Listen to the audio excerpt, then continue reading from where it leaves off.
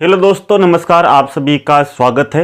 आज से हम एक बहुत ही नया प्रयोग करने जा रहे हैं, यानी कि हमारे कुल मिलाकर 9 टेस्ट मॉडल पेपर आएंगे जो आपको यहाँ पर कराऊंगा और साथ में ही हमारी कक्षाएं चलती रहेगी। लगभग 14 कक्षाएं हो गई, क्योंकि मुझे लग रहा था कि जो कक्षाएं चल रही है उसमें थोड़ा क्रम बिगड़ा हुआ है। तो मॉडल पेपर की सहायता से आपके पूरे 9 वीडियो बनाऊंगा और 9 वीडियो के माध्यम से पूरे आपके 9 मॉडल पेपर हल कराऊंगा। अगर बात करूं तो आपके जीके के पाठ्यक्रम में कुल मिलाकर मैंने 9 टॉपिक लिए हैं। कौन कौन से?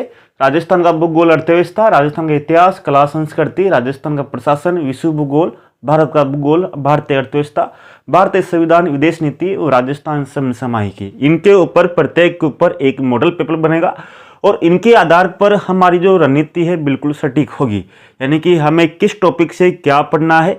क्योंकि लगभग सभी अभ्यर्थियों ने पहले पेपर दे चुके हैं, उनके पास ज्ञान का हता भंडार है। अगर मैं आपको राजस्थान का भूगोल अभी पढ़ाऊं तो आपको ये लगेगा कि मैंने ये क्वेश्चन तो पहले पढ़े ही नहीं। यानी कि आपको क्वेश्चन हर कक्षा में देखोगे, किसी यूट्यूब के चैनल पर जाकर देखोगे तो आपको वहां पर नया मैटर मिलेगा। तो आपको अब, क्योंकि आपके पास 1 माह है और 1 माह में आपको वो टॉपिक को बार बार रिवीजन करना है जो आपके एग्जाम में पूछे जाते हैं और बार बार से वहां से ही क्वेश्चन आते हैं। क्योंकि बहुत सी बार कंफ्यूजन में हम सिंपल क्वेश्चनों को गलत कर देते हैं, जहां से हमारी मेरिट नीचे चली जाती है। तो मैं आपको उन प्रश्नों को बताऊंगा जो आपको 1 बार या 2 बार 3 बार कितनी बार भी रिवीजन हो, उनको आपको रिवीजन तो यानी कि आपके पास वो कंप्लीट होना ही चाहिए और उन प्रश्नों में से आपकी एक भी प्रश्न अगली बार गलत नहीं होना चाहिए। यानी कौन कौन से प्रश्न किस टॉपिक से आपको सही करने हैं और उनको आपको तैयार करने हैं 100%। ये प्रश्न आपके अभी भी पूछे गए, पहले पूछे गए और आगे भी पूछे जाएंगे, यानी कि सदाबहार क्वेश्चन है हर टॉपिक पे। पहले लेते हैं हम पहले मॉडल पेपर में राजस्थान का भूगोल और अर्थव्यवस्था। राजस्थान का भूगोल अर्थव्यवस्था को हमने कुल मिलाकर 9 भागों में बांटा है, यानी कि आपके राजस्थान भूगोल अर्थव्यवस्था में कुल मिलाकर 9 टॉपिक है। राजस्थान का स्वरूप, जलवायु, अपवा तंत्र, वनस्पति, कृषि, पशुपालन, जनसंख्या, जनजातीय, उद्योग और पर्यटन केंद्र। अगर भौगोलिक स्वरूप की बात करें तो भौगोलिक स्वरूप में आपको मॉडल पेपर में कौन कौन से प्रश्नों को देखना है। नंबर 1 तो आपको पूछा गया था, सबसे अलग क्वेश्चन पूछा गया था। इसके अलावा अभी तक कौन सा भी क्वेश्चन नहीं पूछा गया, जैसा कि राजस्थान का क्षेत्रफल किन यूरोपीय देशों के बराबर है, तो इसका आंसर नॉर्वे, पोलैंड था। यानी किन देशों के बराबर है, तो अलग अलग देश मिलते हैं देशों में। तो आपको नंबर 1 तो आपको क्षेत्रफल की दृष्टि से कौन कौन से जिले हैं, ये नॉर्मल क्वेश्चन आपके पूछे जाएंगे। ठीक है। दूसरा क्वेश्चन आपको पूछा जाएगा अरावली की चोटियां। अरावली की चोटियों में ये आपको ध्यान रखनी है कि आरोही और अवरोही क्या होता है। मैंने आपको बार बार समझा दिया कि आरोही अवरोही में आपको कंफ्यूजन नहीं होना, आपको क्रम वाइज ध्यान रखना है, जिसमें से आपके 2 से 3 चोटियां आपके पूछे ही जाएगी अगर पूछते हैं तो। जैसा कि अजमेर के टोटगढ़ में जो चोटियां हैं गोरमजी और माहिर जी, गोरमजी और माहिर जी को ध्यान रखना है। कहां पर है? अजमेर में है। गोरमजी की ऊंचाई 934 किलोमीटर है और माहिर जी की ऊंचाई 933 मीटर है। इसी तरह कमलनाथ जो चोटी है वो कहां पर है? वो उदयपुर में है। ये आपको ध्यान रखना है। ठीक है। कमलनाथ चोटी कहां पर है? उदयपुर। बहुत सी बार हम अलवर कर देते हैं। और बाद में आपको जो पार्ट है राजस्थान भूगोल के विंध्यन कंगार कहां कौन से क्षेत्र से संबंधित है, या आपके गोडावड़ प्रदेश में कौन कौन से जिले आते हैं, ये क्वेश्चन आपको ध्यान रखने। इसके अलावा आपको पढ़ना है लेकिन इन पर विशेष आपको ध्यान देना है। इसी तरह जलवायु में आपको जलवायु में क्या ध्यान देना है?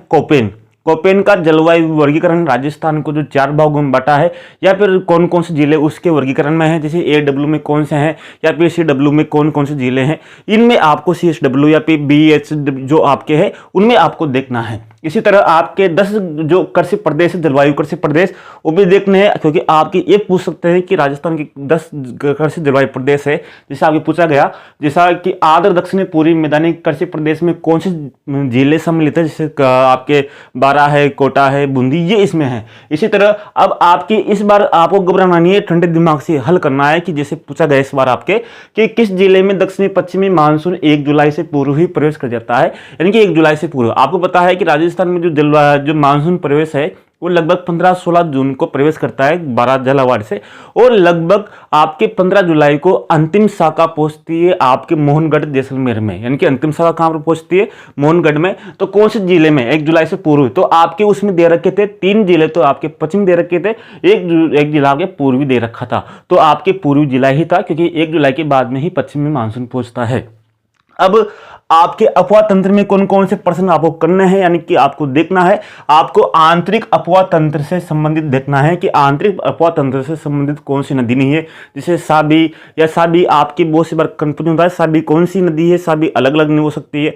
या फिर आपके गंभीरी जिसे पूछते हैं, जैसे चित्तौड़गढ़ में भी है, एक MP में भी जाती है, एक इस तरह से आपको ध्यान रखना है। एक यमुना की भी सहायक नदी है, उन पे नदियों और सहायक नदियों का टॉपिक आपके आएगा। इसी तरह आपके बांध, क्योंकि आपके बांध भी पूछते हैं, तो आप बहुत सी बार कंफ्यूज रह जाते हो कि क्या नदियों को ही पढ़ना है। नहीं, आपको ये भी पढ़ना है कि कौन सा बांध किस नदी पर बना है। जैसे मेजा बांध किस नदी पर है, कोटारी पर है, या नौचो की बांध कौन से जिले में है, राजसमंद में है, किस पाल पर है, राजसमंद झील पर है। और जैसे आपके भी पूछ सकते हैं कि नौचो की बांध राजसमंद झील की कौन सी दिशा में, उत्तरी दिशा में है।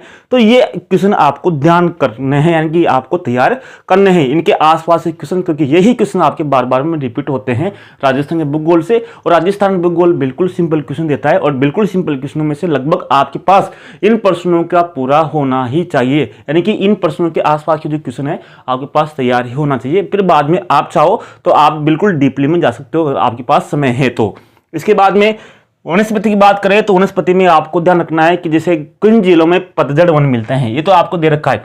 पतझड़ वन कौन से जिले में मिलते हैं, या शुष्क सागवान के वन कौन से जिले में मिलते हैं, या उष्ण कटिबंधीय वन कौन से जिले में मिलते हैं, ये आपको ध्यान रखना है। या फिर आपके स्टेपी वन कौन से जिले में मिलते हैं, ये आपको पढ़ना है और तैयार करना है। इसी तरह आपको पूछा गया ओरंग का संबंध किससे है, जैसे ओरंग पूछते हैं।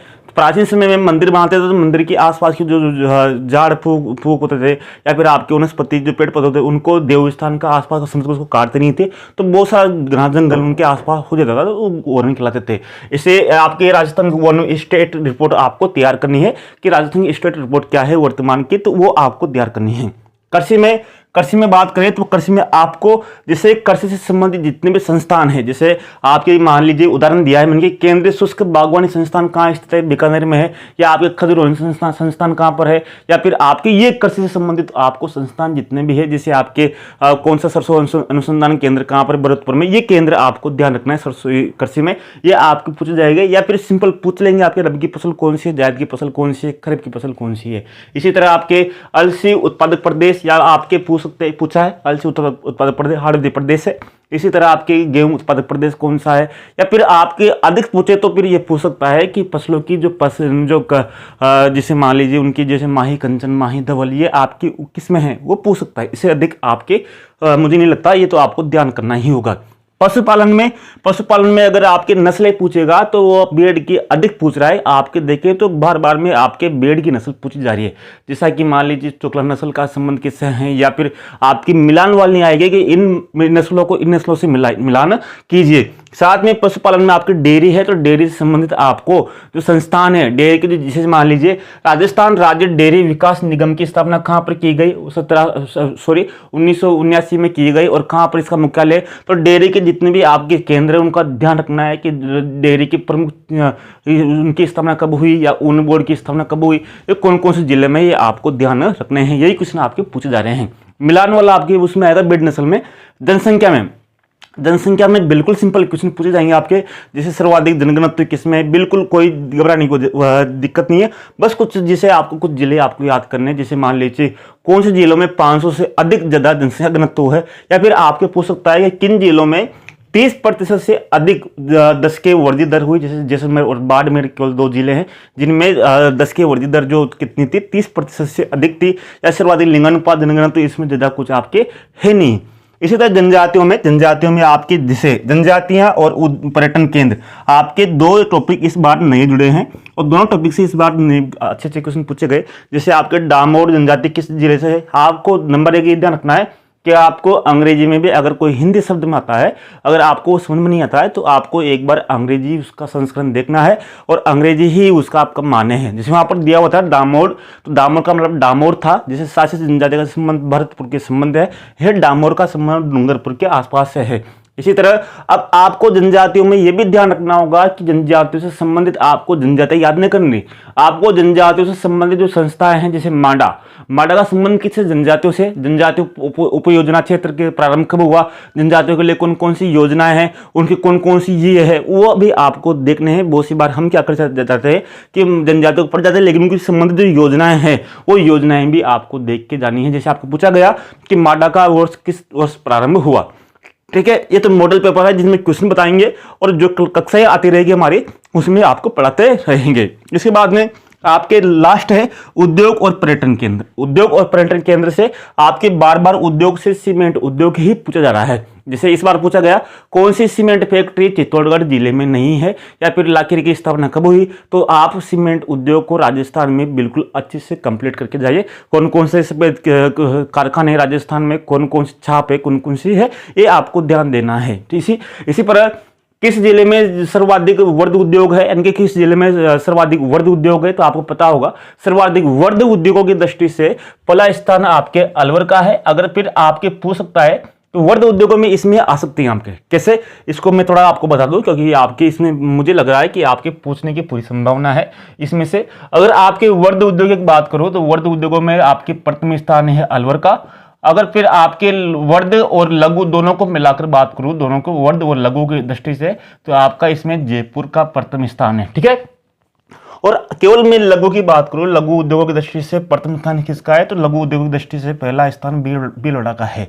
और फिर इसकी दृष्टि से फिर मैं बात करूं तो आपके भी पूछ सकता है कि जिला उद्योग केंद्र कितने हैं, जिला उद्योग केंद्रों की संख्या कितनी है, तो जिला उद्योग केंद्र की संख्या 36 है। और जिला उप उद्योग केंद्रों की संख्या कितनी भी पूछ सकते हैं आपके, जिला उद्योग उप केंद्र की संख्या कितनी है, उप केंद्र, तो इसकी संख्या आपके 8 है। तो ये आपके यहाँ से पूछ सकता है। बाकी पर्यटन केंद्र में आपको जुड़ा है, तो इस बार पूछा गया है कि किसे बागड़ टूरिस्ट में शामिल किया गया है, तो टूरिस्ट है आपके बागड़ टूरिस्ट है। तो पर्यटन केंद्र की दृष्टि से आप पर्यटन की धार्मिक स्थल है उन्हें मिलान वाले आप जरूर देखना कि पर्यटन की जो दृष्टि से जैसे मान लीजिए पुष्कर या आपके वागड़ जो मुख्य धार्मिक स्थान है उनको आपको जरूर देख के जाना है। तो ये आपके प्रथम मॉडल पेपर हुआ जिसमें से आपको मैंने टॉपिक बता दिए, इतने 9 टॉपिक है और 9 टॉपिक में से ये पर्सन है, ये आपको यानी कि ये चीजें आपको तैयार करनी ही है, यानी रिवीजन की दृष्टि से आपको इनको देखना ही है।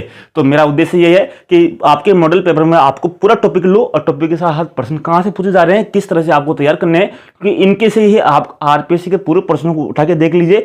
इससे भी सिंपल आपके क्वेश्चन पूछे गए हैं भूगोल में, आपको ज्यादा नहीं उलझना, क्योंकि आप ज्यादा पढ़ोगे तब भी वहां से क्वेश्चन आने की संभावना कम है। तो हम ज्यादा जो पढ़ेंगे, ज्यादा गहराई से पढ़ेंगे, उनको तैयार करेंगे। कौन कौन से को, भारतीय अर्थव्यवस्था को, संविधान को, विदेश नीति को, विश्व भूगोल को और राजस्थान प्रशासन को, इन 4 टॉपिकों को ज्यादा उलझेंगे, इनको समझेंगे और गहराई से निचोड़कर इनको लाएंगे। तो मिलते हैं दूसरे मॉडल पेपर में और हमारी कक्षाएं निरंतर चलती रहेंगी। और अभी तक आपने हमारा जो ऐप पर जो कोर्स ज्वाइन नहीं किया वो ज्वाइन जरूर कर लीजिए, वहां पर आपको सब कुछ वहां पर मिल जाएगा।